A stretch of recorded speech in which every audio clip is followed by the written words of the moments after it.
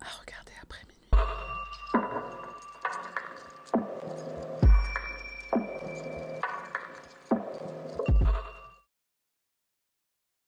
Salutations, moi c'est Sarah, bienvenue sur ma chaîne, et pour cet épisode, je t'emmène au Chili. Le Chili est un pays d'Amérique du Sud qui s'étire sur plus de 4300 km du nord au sud, mais il est très étroit d'est en ouest. Au nord, on a le désert d'Atacama, l'endroit le plus aride au monde, et au sud, il y a des glaciers. La capitale du pays, c'est Santiago. Mais ce n'est pas là-bas que je te ferai voyager aujourd'hui. Direction Temuco, une ville située dans le sud du pays, dans la région de l'Araucanie. On connaît surtout Temuco pour la culture mapuche, peuple autochtone du pays. Les Mapuches sont un peuple qui vit au Chili depuis des milliers d'années, bien avant l'arrivée des Européens en Amérique du Sud. Quand les Espagnols débarquent au XVIe siècle, ils commencent à coloniser le territoire et au fil du temps, il y a un mélange entre les colons et les indigènes. Aujourd'hui, la majorité des Chiliens sont métissés, avec des ancêtres européens et indigènes, mais il y a aussi des Chiliens qui ont principalement des origines européennes, surtout des descendants d'Espagnols et de Basques, donc quand on parle des Mapuches, il s'agit des premiers habitants du coin. Au Chili, la langue officielle la plus parlée, c'est l'espagnol, mais attention, ce n'est pas du tout le même espagnol qu'en Espagne ou au Mexique. Au Chili, ils ont un accent très distinctif et un argot bien particulier qu'on appelle le chileno. Ils raccourcissent souvent les mots, ils parlent très vite et ils utilisent des expressions que même certains hispanophones ont du mal à comprendre dans toute leur subtilité. À Temuco, on parle aussi le mapudungun, si je le prononce bien, la langue des Mapuches. Et les Mapuches, ils ont aussi leur spécialité culinaire, parenthèse obligatoire. Parmi elles, le moté con huesilo, une boisson sucrée et rafraîchissante à base de blé cuit, le moté, et de pêche séchée, huesilo. Le tout servi dans un sirop de sucre caramélisé et parfumé à la cannelle. On a aussi la cazuela de campo, une soupe copieuse à base de viande, de pommes de terre, de maïs, de courges et d'autres légumes de saison. On a aussi l'assado de cordero al palo, un agneau rôti lentement à la broche au feu de bois, souvent servi pendant des fêtes et des événements familiaux. Et pour finir avec une touche sucrée, à Temuco, mais aussi dans tout le Chili, on peut déguster un Kuchen ou un Strudel, des spécialités allemandes qui sont importées par des immigrants au XIXe siècle. Temuco, c'est une ville universitaire et jeune. On y trouve plusieurs universités de renom, parmi elles l'Université de la Frontera, l'UFRO, mais aussi l'Université autonome du Chili et l'Université catholique de Temuco. Et pour couronner le tout, la ville se trouve dans un cadre absolument magnifique, avec des forêts, des lacs, des volcans, une vraie carte postale. Et c'est donc à Temuco que réside celle qui va nous intéresser ce soir, une jolie jeune femme du nom d'Antonia Barra. Antonia Barra est une jeune femme chilienne de 21 ans. Elle est étudiante en design d'intérieur au sein de l'une des plus prestigieuses universités de la ville, l'Université autonome du Chili. C'est un choix qui naît de sa passion. Elle est vraiment animée par ce qu'elle fait. Antonia est décrite par ses proches comme une personne joyeuse, très gentille avec tout le monde. Elle grandit dans une famille saine qui la soutient dans ses projets. Elle veut aller au bout de ses études pour se lancer dans une carrière en rapport avec le design d'intérieur. Parmi les autres passions de la jeune femme, on retrouve aussi le voyage. Ça lui permet de découvrir d'autres cultures pour enrichir sa créativité dont elle a cruellement besoin dans son domaine de prédilection. Elle a vraiment un truc pour l'architecture, comme on peut le voir sur ses réseaux sociaux, où elle partage ses coups de cœur, ses virées, etc. Antonia est très proche de sa famille. Ses parents, Alejandro et Marcela, l'encouragent à poursuivre ses études. Ils la soutiennent à fond dans tout ce qu'elle entreprend. Antonia peut aussi compter sur son frère Sébastien et sa sœur Carla. En résumé, on a une jeune femme qui réussit ce qu'elle entreprend, qui est parfaitement intégrée dans la société, membre d'une famille qui l'aime et saine sous tous les angles. Alors qu'est-ce qui pourrait bien mal tourner? Le 18 décembre 2019, Antonia fait la fête avec des amis à Pucón, au Chili. Le 18 septembre est une fête nationale. Tout le monde prend quelques jours pour célébrer la création du premier parlement indépendant du pays. Et pour te donner une idée, Pucón et Temuco sont séparés par environ 110 km, ce qui correspond à peu près à 1h30 de route. Antonia se rend donc à Pucón avec sa meilleure amie Consuelo Uribe, Thomas, le petit ami de Consuelo, et deux autres amis, Benjamin et Ismaël. La famille de Consuelo possède une propriété secondaire à Pucón, et c'est là que notre groupe d'amis prévoit de passer la nuit. Et au programme de ce soir de fête, boîte de nuit, danse et champagne. Au cours de la soirée, Antonia croise le chemin d'un certain Martín Pradenas. Antonia et Martín ne se sont jamais rencontrés en personne, ils ne se connaissent que via des amis qu'ils ont en commun, et ils ont déjà échangé brièvement sur Instagram, mais ils ne se sont jamais vus. Donc ce soir-là, soir de fête nationale, ils se voient pour la première fois en personne. Et d'ailleurs, dans la boîte, Antonia va croiser plusieurs autres personnes qu'elle connaît, des camarades d'école et d'autres amis. Ils sont très nombreux à être venus de Temuco à Pucón pour faire la fête. Antonia boit beaucoup au cours de la soirée et on le voit sur les images des caméras de vidéosurveillance. Ces images montrent qu'elle a du mal à marcher, elle titube. À un moment, on la voit même s'appuyer contre un mur pour rester debout. C'est dire à quel point elle est ivre. Et c'est dans cet état que Martine l'entraîne à l'extérieur de la boîte. La jeune femme ne peut pas résister ou même comprendre ce qui est en train de se passer. Et du côté de Martine, on ne sait pas si lui aussi a bu. Les images ne nous permettent pas d'affirmer avec certitude, comme pour Antonia, à quel point il est atteint par l'alcool. Aux environs de 6h30 du matin, Consuelo décide qu'il est temps de rentrer. Elle et son petit copain s'apprêtent à prendre le chemin du retour, mais Antonia a envie de rester. Consuelo insiste, mais Antonia insiste encore plus. Elle veut vraiment rester, continuer de faire la fête, et puis leurs autres amis sont toujours là, dans la boîte, donc ça va, elle se sent safe. Un peu plus tard, Antonia quitte la boîte, mais avec Martine. Ils rejoignent ensuite une maison louée spécialement par Martine et 8 de ses amis à lui, pour également faire la fête ce soir-là, et c'est à peu près ce que beaucoup de monde a fait ce jour-là à Pucón, louer une maison ou une résidence secondaire pour passer le jour de fête nationale. Et d'ailleurs, au passage, la maison que lui loue avec ses potes est à environ 5 minutes de marche à peine de la maison de famille de Consuelo. La nuit passe, le soleil se lève, Antonia se réveille, elle a la bouche pâteuse, un énorme mal de crâne. Très mal à l'aise et confuse, elle réalise qu'elle est dans la maison de quelqu'un qu'elle ne connaît pas. Près d'elle, allongée dans le lit, elle se confronte à Martine, ce qui laisse très peu de doute quant à ce qui a pu se passer dans ce lit. Mais Antonia ne se souvient pas vraiment du déroulé de la soirée ou de la nuit. Aussitôt, elle s'empare de son téléphone et elle y découvre des messages inquiétants. Ses amis sont tous hyper angoissés à l'idée de ne plus avoir de nouvelles d'elle. Ils ne comprennent pas pourquoi elle est partie de la boîte, où elle a pu passer la nuit. Dans l'état lamentable dans lequel elle est la veille au soir, Antonia n'aurait pas pu donner son consentement, qu'on soit clair. Le fait qu'elle ne se souvienne pas de ce qui s'est passé est alarmant. Et vu les circonstances dans lesquelles elle se réveille, elle pense avoir été victime d'une agression sexuelle. En état de choc, elle contacte Consuelo, sa meilleure amie, elle la supplie de venir la chercher. Elle lui envoie un message vocal dans lequel elle est en larmes. Consuelo et Thomas reçoivent sa localisation et courent la chercher. Antonia est en larmes, elle leur dit qu'elle vient de se faire violer. Elle porte un pull qui appartient à Martine. À son tour, Martine sort d'une des chambres de la maison. Il est complètement nu et il tient un oreiller pour couvrir ses parties intimes. Consuelo commence à hurler sur lui. Elle lui demande des explications, mais son amie Antonia est en détresse, donc elle se tourne plutôt vers elle, et avec Thomas, ils quittent les lieux. Petit à petit, Antonia reprend ses esprits. Consuelo dit « on va chez les flics tout de suite, on va porter plainte », mais Antonia ne veut pas que ça se sache. Elle a honte, elle se sent coupable parce qu'elle a beaucoup bu, et surtout, elle sait que Martine a une fille âgée de 7 ans.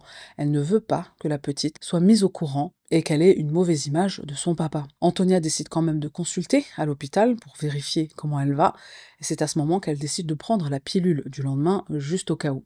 Profondément affectée, elle confie les détails du viol uniquement à Consuelo, mais elle n'en parle à personne d'autre. Elle a très peur qu'on la juge, qu'on la blâme pour ce qui s'est passé. Ça montre vraiment à quel point la culture du est toujours omniprésente. Au Chili, beaucoup de victimes comme Antonia gardent le silence. Elles craignent souvent d'être rabaissées par la société et même par leur propre famille, leurs amis. Selon Amnesty, de nombreuses victimes choisissent de ne pas porter plainte parce qu'elles ont peur d'être attaquées de nouveau par leur agresseur ou par manque de confiance en la justice de leur pays.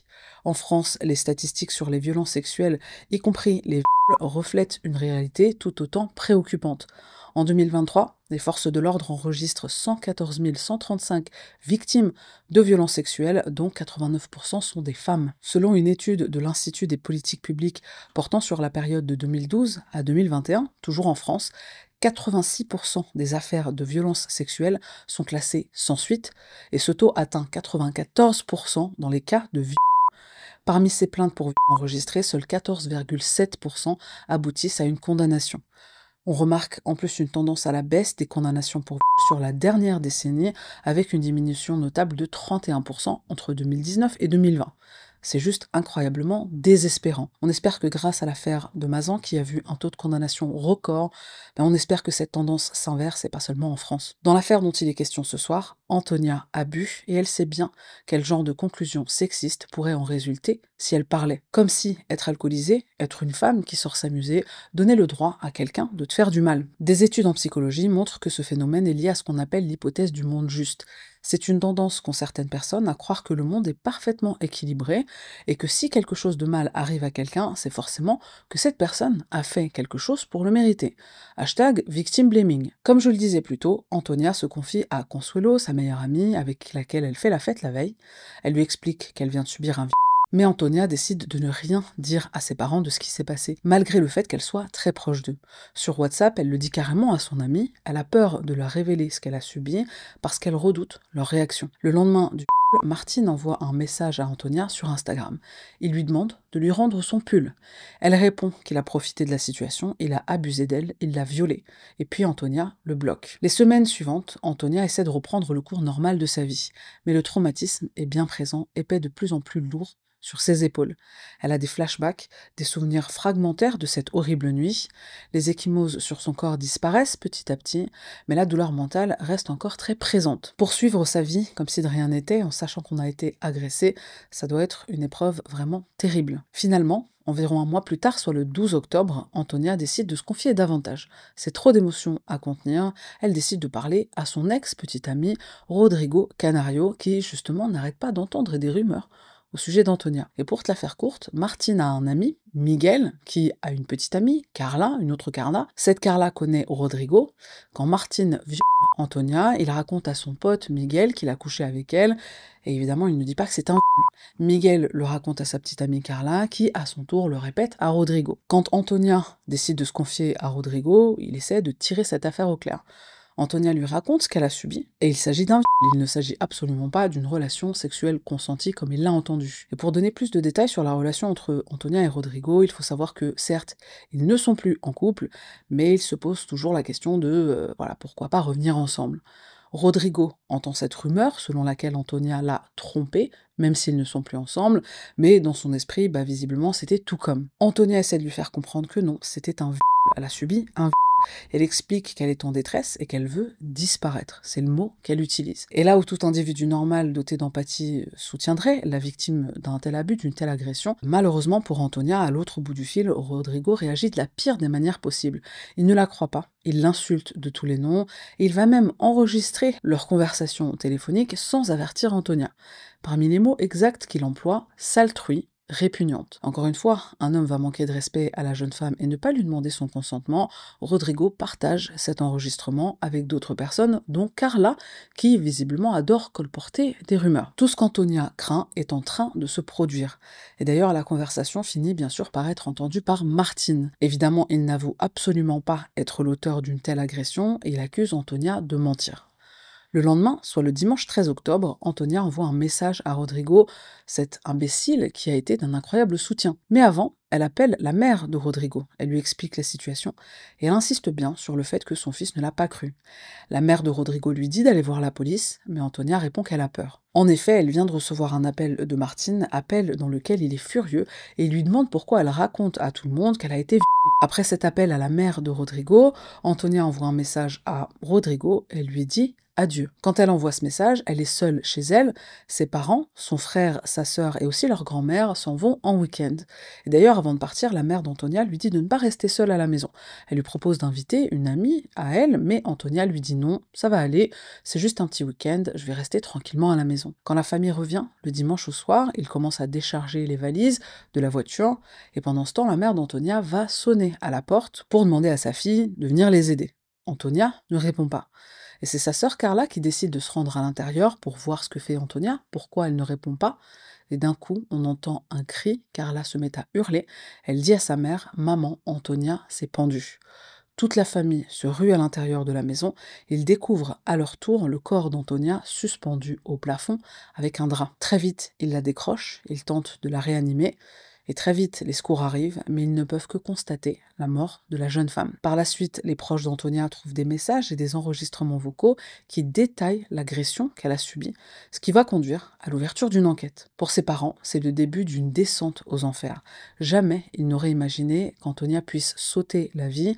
Pour eux, il n'y avait aucun signe précurseur, pas d'avertissement, rien qui aurait pu les alerter sur cette fin absolument évitable. Les membres de la famille d'Antonia et ses amis proches sont bouleversés par ce qui vient de se passer. Quand j'ai vérifié son portable cet après-midi en arrivant à la maison, explique son père, j'ai remarqué une conversation WhatsApp avec son ex Rodrigo dans laquelle elle lui dit qu'il ne pouvait pas imaginer ce qui lui était arrivé. Cette même nuit du dimanche 13 octobre, les amis qui étaient avec elle le 18 septembre sont arrivés chez nous et nous ont tout raconté. Après la découverte de ces messages par Alejandro, le père d'Antonia, une enquête pour s'ouvre, saisie par le ministère public chilien. L'enquête est menée par la police d'investigation du Chili, la PDI, la police civile. Seulement 2 jours après la dévivantation d'Antonia, un jeune homme qui souhaite rester anonyme se présente au poste de police. Entre 2012 et 2013, il révèle avoir été abusé sexuellement par nul autre que Martine. D'autres plaintes s'ajouteront à celles de cette nouvelle victime et le tableau va s'alourdir. Martine est placé en détention provisoire à la mi-2020 en pleine pandémie de Covid. Il rompt le silence officiellement le 17 juillet avant son procès initial. Dans une vidéo publiée sur YouTube, l'accusé clame son innocence. Martine affirme que dans l'enregistrement complet des images de vidéosurveillance de la boîte de nuit, le soir du drame, on peut voir comment Antonia et moi on s'embrasse, on se prend dans les bras et on part comme des personnes normales. De son côté, l'avocat de l'accusé, Gaspar Calderón, soutient pendant l'audience du 21 juillet qu'Antonia est partie avec l'accusé de son plein gré. Personne ne la force, personne ne la tresse, ne la pousse, personne ne la kidnappe, déclare-t-il. Dans une interview avec la chaîne TVN, l'avocat demande au public de ne pas porter de jugement hâtif sur l'affaire, il est convaincu de l'innocence de Martine. Et pourtant, l'arrestation de Martine survient après plusieurs plaintes déposées contre lui. Une victime, alors on pourrait se poser encore la question, encore que Antonia elle a clairement trop bu ce soir-là, donc elle ne peut pas consentir dans cet état, mais quand on a plusieurs personnes qui déclarent être victimes, on se pose de sérieuses questions sur l'accusé. Et visiblement, Martine est loin d'être un simple fêtard qui collectionne les plans d'un soir. C'est un véritable en série. Entre 2010 et 2019, il commet 7 délits sexuels, et encore, c'est ceux pour lesquels on a des traces grâce aux témoignages des victimes qui, après le viol d'Antonia, maintenant rendu public, va donner à d'autres victimes le courage de témoigner. Donc en réalité, il est fort possible que Martine soit l'auteur d'autres méfaits qu'on ne connaîtra peut-être jamais. Donc qu'en est-il de ces autres plaintes? Il y en a 2 pour attouchement inapproprié, 3 pour viol, dont celui d'Antonia. Pendant le procès de l'année 2023, 2 de ces cas vont être rejetés par le juge parce qu'il y a prescription. Au cours de ce procès, c'est tout le passé catastrophique de Martine qui ressurgit. La justice ici ne concerne pas seulement la pauvre Antonia, mais aussi les survivants des autres abus. Les premiers événements mentionnés par l'accusation et qui font l'objet d'une enquête à l'encontre de Martine remontent à novembre 2010. Il s'agit d'une femme qui, à cette époque, étudie au lycée Camilo Henriquez de Temuco. Elle est alors camarade de classe avec l'accusé, donc ils suivent les mêmes cours. Un jour, le jeune homme rate les cours, sympa, elle lui prête ses cahiers pour qu'il rattrape. Et quand elle veut les récupérer, Martine lui demande de passer chez lui, puisqu'ils sont voisins. D'après les témoignages de cette jeune fille, voilà ce qu'il se passe. Martine l'accueille chez lui, il l'appelle dans une pièce isolée de la maison et lui tend un piège. La jeune femme ne voit pas l'attaque venir, la mère de Martine lui téléphone en plein milieu de l'agression pour lui dire qu'elle est en route, qu'elle rentre bientôt. Après avoir raccroché le téléphone, Martine se tourne vers sa victime et il lui dit cette phrase horrible: il va falloir faire vite. Un autre épisode très semblable au viol subi par Antonia se produit le 23 novembre 2018. Selon la victime, tout se passe le jour d'une fête d'anniversaire. Ce soir-là, elle mange, elle boit un peu, et puis l'amnésie survient. Elle ne se souvient de rien. Le lendemain, elle se réveille couverte de bleu, elle en a au poignet, elle a des égratignures dans le dos. Un ami de cette victime lui explique qu'elle a été surprise en plein acte intime avec Martine dans un entrepôt. La victime raconte tout à sa mère qui lui répond qu'elle aurait dû faire attention avec l'alcool. La jeune femme se rend à l'hôpital pour prendre la pilule du lendemain. L'infirmière qui la reçoit lui demande si elle vient d'avoir un rapport consenti ou non. La réponse de la jeune femme est d'une tristesse absolue. Elle demande à l'infirmière ce qui est considéré comme un viol. Et l'infirmière lui répond ça dépend de son ressenti, de son jugement vis-à-vis de la situation. Finalement, cette jeune femme ne porte pas plainte, en tout cas à ce moment-là, parce qu'elle se sent coupable de ce qui s'est passé. En même temps, avec une daronne qui te dit fallait pas boire, c'est difficile de se sentir victime. En juillet 2020, le verdict tombe. Le tribunal de Temuco ordonne une assignation à résidence pour Martine, interdiction de quitter le territoire national et interdiction évidente d'approcher ses victimes. Mais cette décision de justice ne plaît pas du tout au peuple. On préfère laisser un dangereux criminel tranquille chez lui plutôt qu'en prison. Mais selon le juge, cette demande est tout à fait acceptable parce que l'homme le plus détesté du pays se comporte bien. C'est peu cher payé quand on est accusé de 7 plainte, agression sexuelle, ça donne l'impression que les violeurs et les agresseurs peuvent s'en tirer au calme. Tout ça déclenche une tempête chez de nombreux manifestants. Les gens descendent dans la rue, les féministes lancent le mouvement Un violador en tu camino, un violeur sur ton chemin. Le 22 juillet 2020, après l'audience, les réseaux sociaux sont inondés d'images violettes. L'alerte violette pour Antonia Barra, en référence à la couleur qui symbolise la lutte pour les droits des femmes. La pression médiatique est énorme et la justice commence à trembler. Les associations féministes du pays organisent des marches relayées sur Twitter, Facebook, Instagram avec le hashtag Justice pour Antonia. Ce hashtag devient viral. L'indignation prend une ampleur nationale et internationale, et c'est en partie grâce à ça que la justice chilienne finit par réagir et placer Martine en détention. Je précise quand même que c'est allé très loin parce que les manifestants sont tellement outrés et scandalisés par ce qui est considéré comme un traitement de faveur qu'ils vont jusqu'à aller devant la maison de Martine pour y foutre le bordel. Là-bas, il y a quelques altercations, des incidents qui nécessitent d'ailleurs l'intervention de la police. Le peuple en colère est là pour pousser à bout les autorités et ça marche. Sans cette énorme mobilisation, Martine aurait pu s'en tirer avec une peine vraiment légère compte tenu de ses actes. Et c'est cette même cour qui interdit aux parents et à la famille d'Antonia de partager des informations sur l'agresseur de leur fille sur les réseaux sociaux. En réaction, le hashtag Martine Pradenas devient tendance au Chili. Enfin, je ne sais pas si on peut utiliser le mot tendance.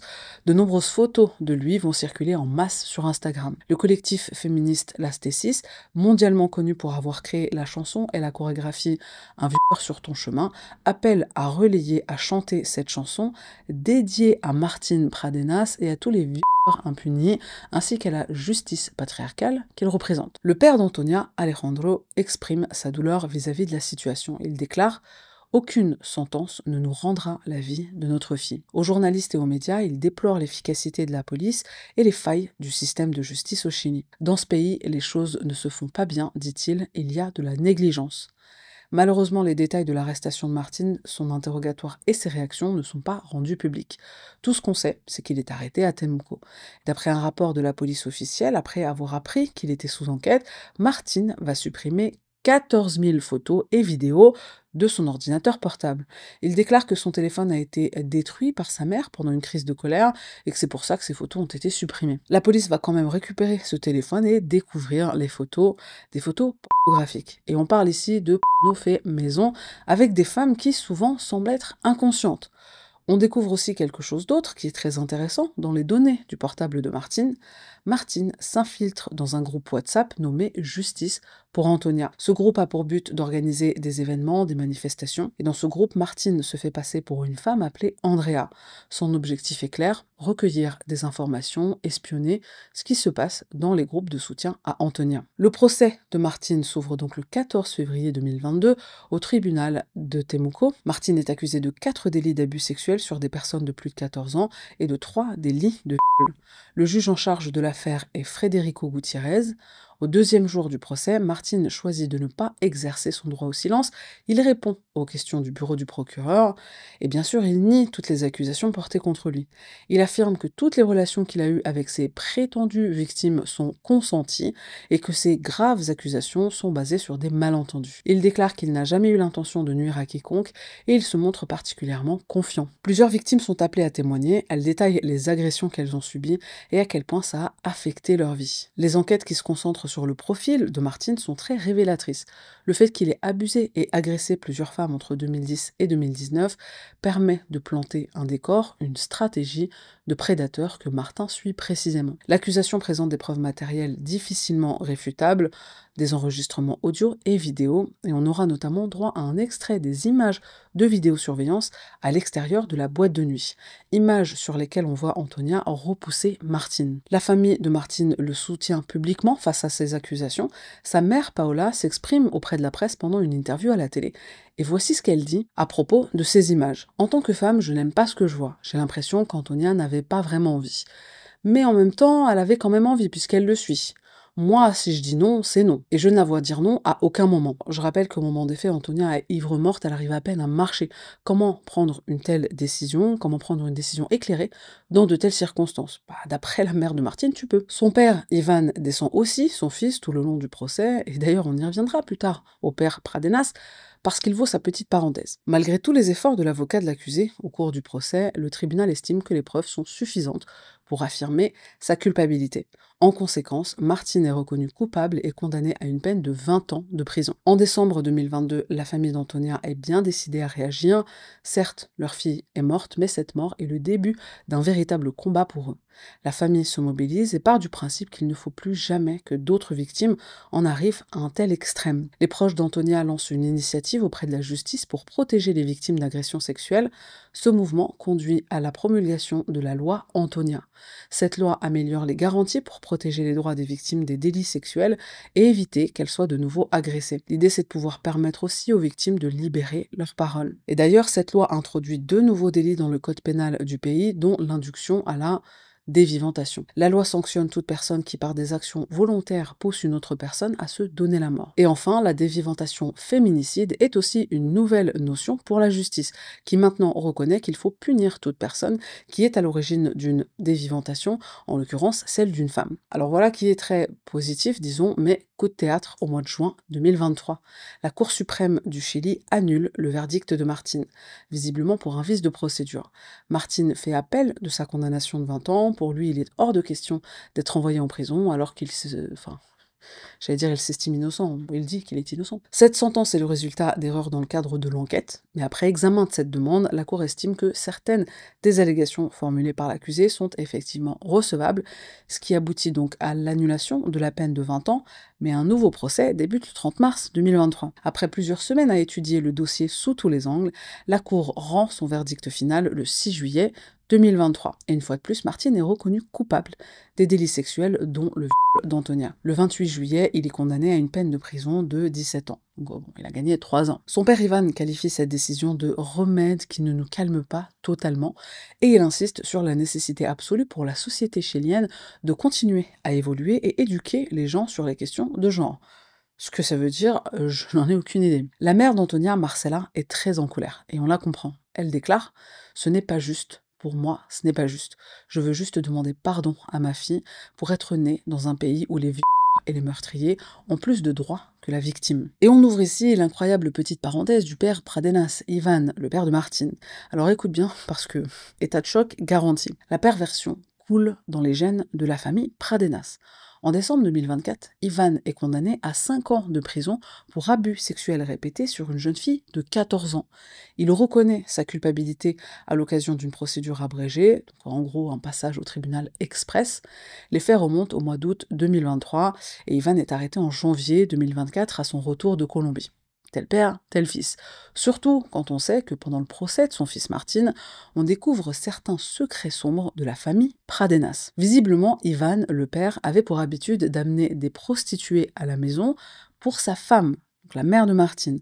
Pendant les rapports sexuels qu'elle avait, Ivan prenait bien soin de laisser la porte de la chambre ouverte pour que son fils, Martine, puisse bien voir ce qu'il s'y passe. C'était sa façon tordue d'apprendre à son fils comment font les hommes, comment se comportent les hommes au lit avec une femme. Et ces témoignages qui rapportent ces événements dans l'enfance de Martine, c'est apparemment pour essayer de comprendre pourquoi la sexualité de Martine est aussi pervertie. Aujourd'hui, Martine est détenue dans une prison chilienne, on ne sait pas précisément laquelle.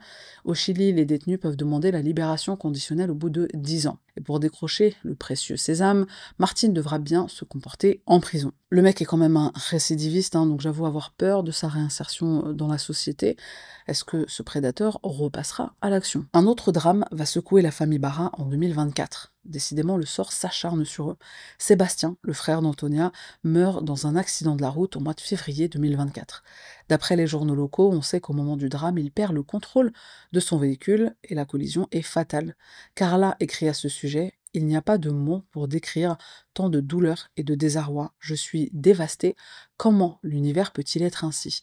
À quel moment avons-nous perdu le bonheur ?» Marcella, la maman, ajoute de son côté: « Maintenant, ils sont tous les deux ensemble. » Malgré le sort qui s'acharne sur la famille Barra, les membres restants sont très actifs dans la lutte contre les violences faites aux femmes. Les parents d'Antonia sensibilisent le public, ils participent à plusieurs conférences et ateliers éducatifs, ils collaborent avec des associations pour promouvoir l'éducation sur le consentement. Marcella, la maman, régulièrement et très investie dans des groupes de soutien pour partager, échanger avec les survivantes d'abus. La famille Barra inspire l'admiration malgré toutes les épreuves qui se dressent sur leur chemin. On dirait que rien ne va les empêcher d'aller au bout de leur combat. Malheureusement, au Chili, des affaires similaires à celle-ci, il y en a plein, et beaucoup trop. Antonia Garros, encore une Antonia, une étudiante de 23 ans, se jette du haut d'une fenêtre du 13e étage d'un immeuble. Ça se passe en 2017 à Concepción, après que la jeune femme ait été agressée et violée par son compagnon. Plus récemment, en 2024, une série chilienne, La Vida de Nosotras, réalisée par Barbara Barrera et produite par Hernán Cafiero, est nominée aux Emmy Awards dans la catégorie meilleure série courte. Cette série retrace 16 histoires vraies de femmes qui ont subi des violences, et l'histoire d'Antonia Barra en fait partie. Les micro-épisodes durent 6 minutes et sont réalisés en collaboration avec les survivantes ou leurs familles. Une initiative engagée et artistique qui permet de faire vivre les témoignages des victimes ou de leurs proches. Rien que pour l'année 2022, 56 féminicides sont recensés et parmi eux, 6 déviventations. En 2023, pour la France, 773 femmes victimes de harcèlement par leur conjoint ou leur ex les conduit à une tentative de dévivantation ou à une dévivantation réussie, entre guillemets. Alors que faire pour lutter contre tout ça? Comment faire pour prendre exemple sur les parents d'Antonia? Les armes qui nous restent, c'est la prévention, le soutien aux victimes et bien entendu parler de l'histoire de ces victimes comme parler de l'affaire d'Antonia. Il n'y a rien de pire que d'être victime d'une agression sexuelle, d'un et en plus de ne pas être cru ou être tenu pour responsable de ce qu'on a subi. J'ai moi-même mis des années à mettre le mot sur ce que j'ai moi-même subi et quand je l'ai raconté pour la première fois, on m'a dit mais est-ce que tu t'es pas senti responsable vu que tu étais dans la même pièce que lui? Donc je pense que maintenant tu comprends pourquoi j'ai en horreur les gens qui disent mais pourquoi elle l'a pas dit plus tôt? Mais pourquoi elle parle que maintenant? Mais pourquoi elle l'a suivi? Moi personnellement j'ai dit non, j'ai même hurlé, j'ai pleuré, et dans le cas d'Antonia, trop boire, c'est pas une invitation. Trop boire, c'est pas la porte ouverte. Trop boire, ça veut pas dire oui. Merci de m'avoir écouté jusqu'à la fin, c'est tout pour moi, on se retrouve la semaine prochaine pour une nouvelle affaire.